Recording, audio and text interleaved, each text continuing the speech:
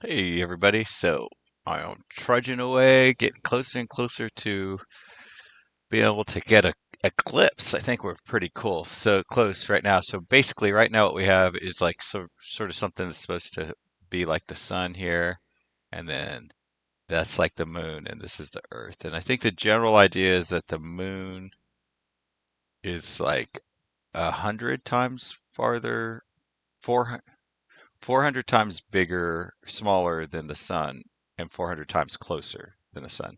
And that's why we can have like an eclipse. Because they're almost the exact same size. Now it doesn't like match up for me like for you can't just say, oh, make it 10 times. Basically, it's a factor of 10, right? Like that's a magnitude of 10 difference. Um, or 100 difference. But you kind of get the same effect by going 10 and closer.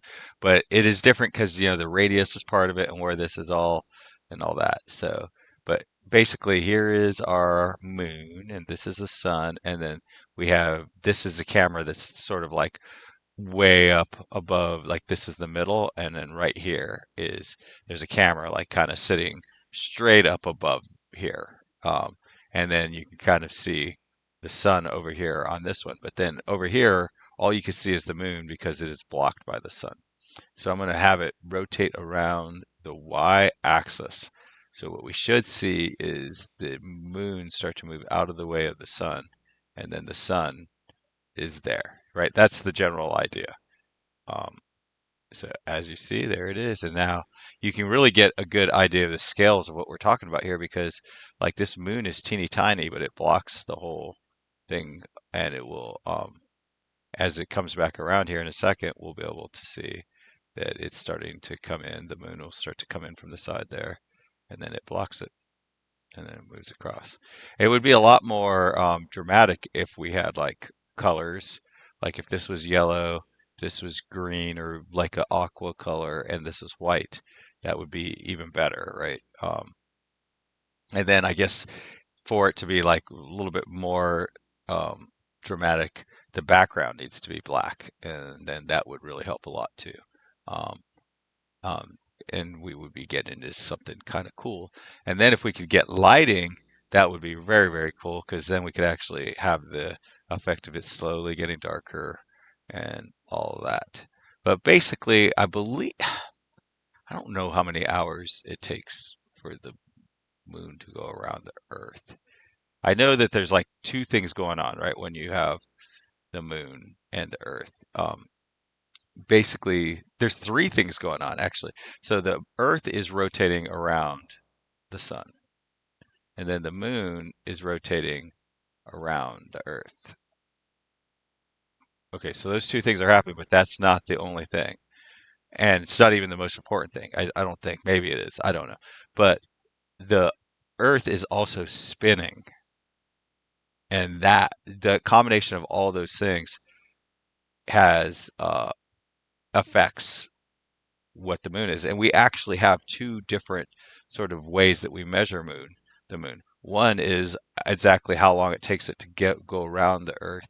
The other is how long it takes. Oh my gosh, I can't believe I forgot.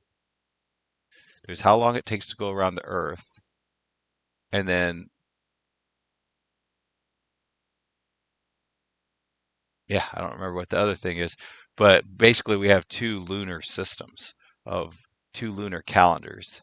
Oh, and how long it takes for the to go from like a full moon to a crescent moon to a harvest moon, all the different moon phases.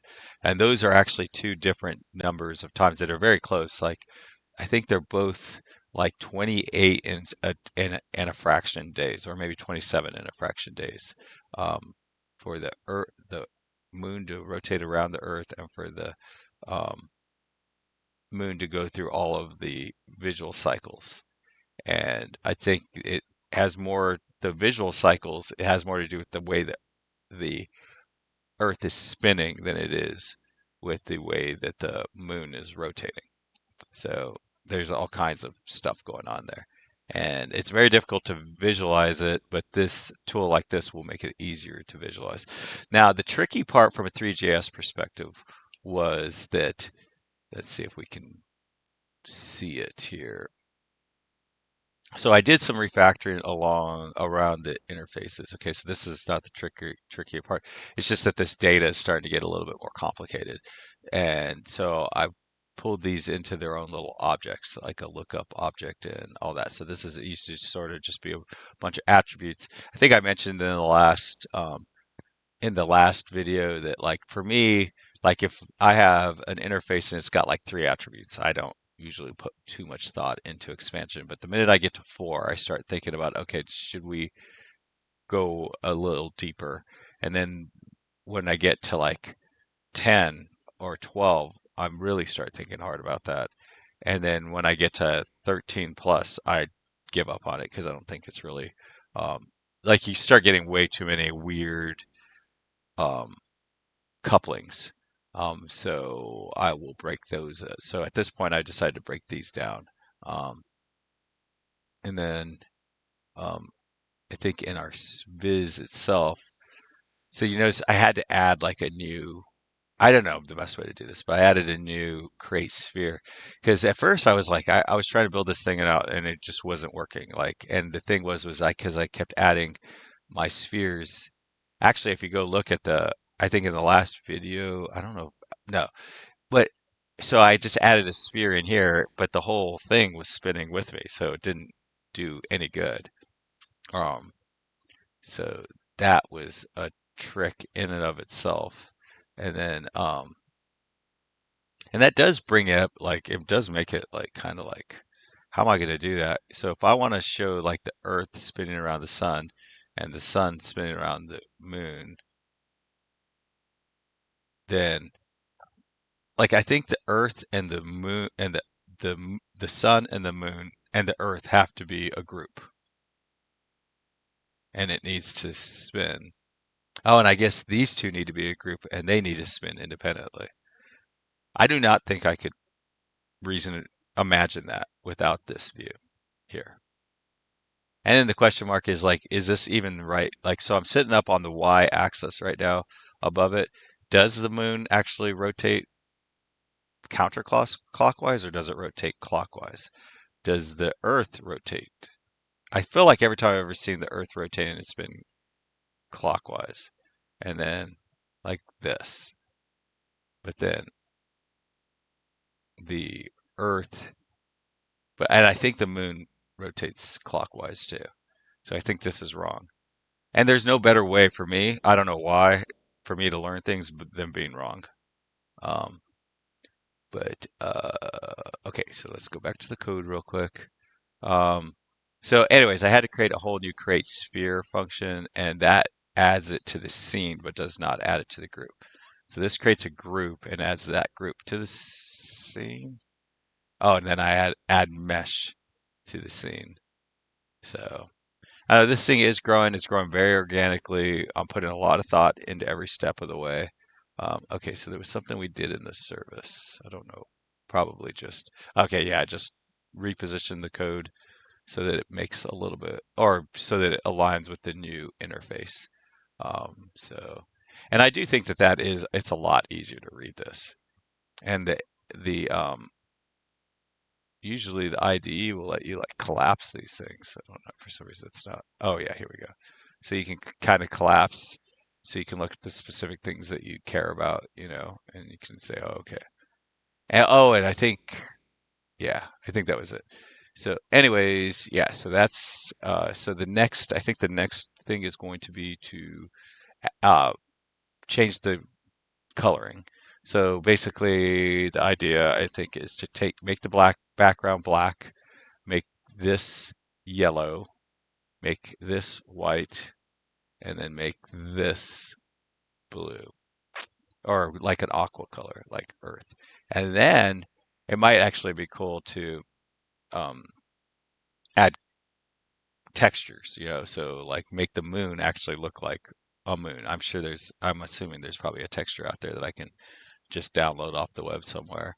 Hopefully, I'm not stealing it from anybody. Like if somebody takes a snapshot of something in my mind of mine, they're not stealing. Now, I don't know. I don't know what happens like if you're watching this on YouTube and you take a snapshot, and if if YouTube can come after you, but it wouldn't be me as the creator, as a content creator. I would not have any problem with anyone using any of this stuff in any way, shape, or form. Well, as long as they're not doing something like just like scamming people or doing some horrible thing.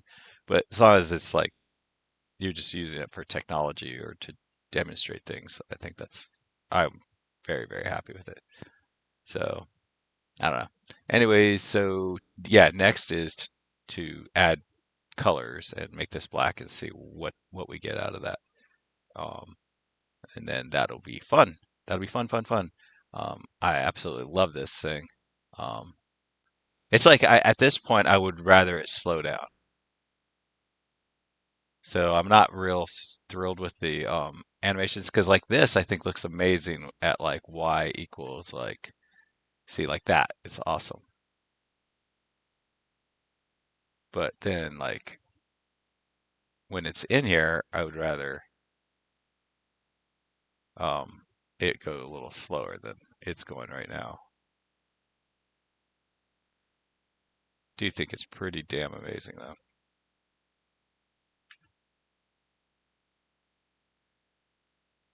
I think this is my favorite look right there. You could actually see like how the crescent of the moon goes and everything, or the crescent during the eclipse of the sun. Now with lighting, we could actually have the light shine this way, and as it came around the backside, you'd actually get to see like the lunar eclipse where this is back here, and so the camera could be here watching it and just watch that, and that would be cool.